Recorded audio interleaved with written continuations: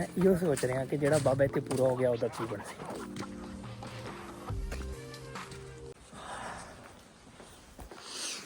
अस्सलामुअलैकुम एवरीवन, क्या हाल है आपके। तो मैं ना बड़े अरसे बाद मुझे आज छुट्टी नसीब हुई, तो मैं सोचा कि आज मैं फिर बाहर निकल जाऊँ।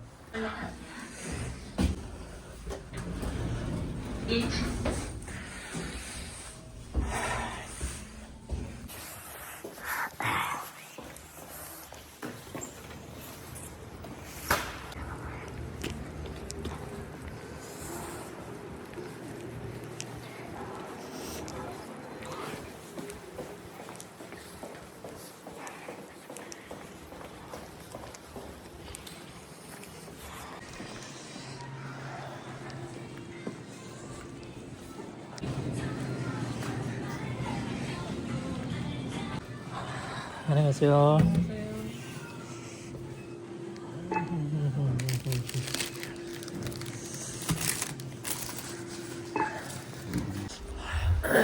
मान लिया ले, दूर निकल तो रही है। आई होप कि निकल आएगी।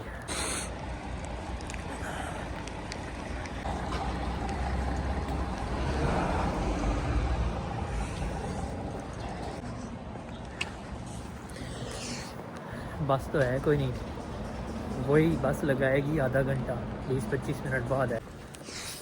आपस की बात है, मुझे यहाँ की सफाई बहुत ज़्यादा पसंद है। इनकी स्ट्रीट्स, इनके रोड्स, इनकी बिल्डिंग्स, हर चीज़ इतनी अच्छे से मैनेज होती है ना कि मतलब यहाँ पे कचरा नज़र कोई नहीं आता। सूरज मामू निकलते रहे।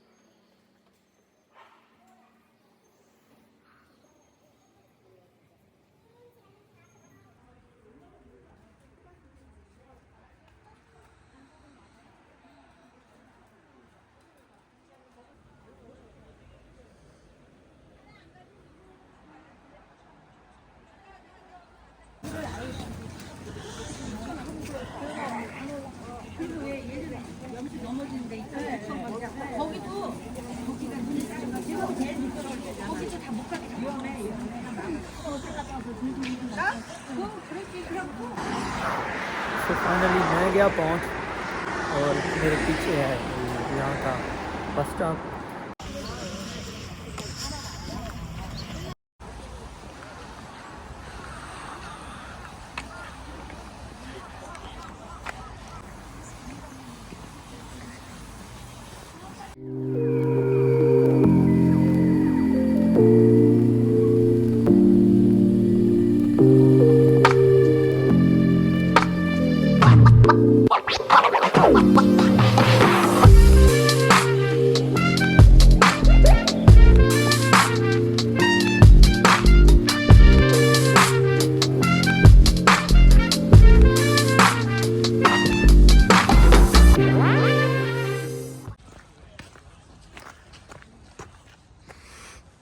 हाँ सही है, समझ आ गई यार। कुछ लिखे हुए सी लेकिन मैनू काफ़ी समझ नहीं आई।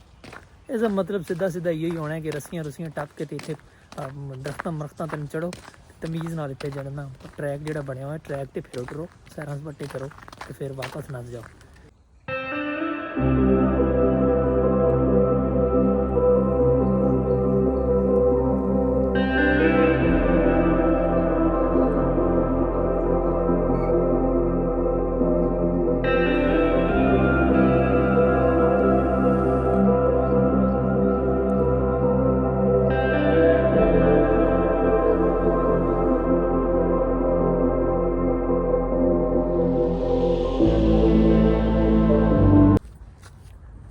मैं हाइकिंग लिए घर मैं पहाड़ की चोटी ते पहुँच गया जिहड़ी कि पार्क की पहाड़ी बनी हुई सी।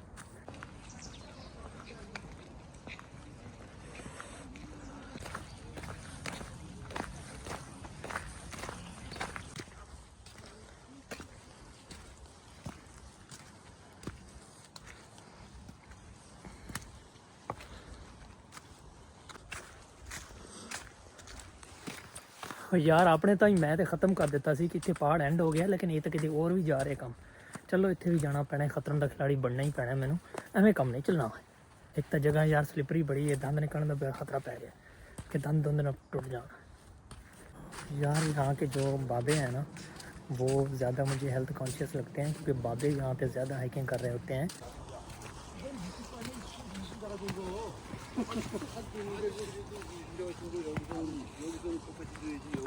लेकिन मैं लगता इवें कि बाबे जड़ा बाबा इतने पूरा हो गया ना फिर उन्होंने तले कौन लैके जाऊगा, ये मैं बड़ा सोच रहा।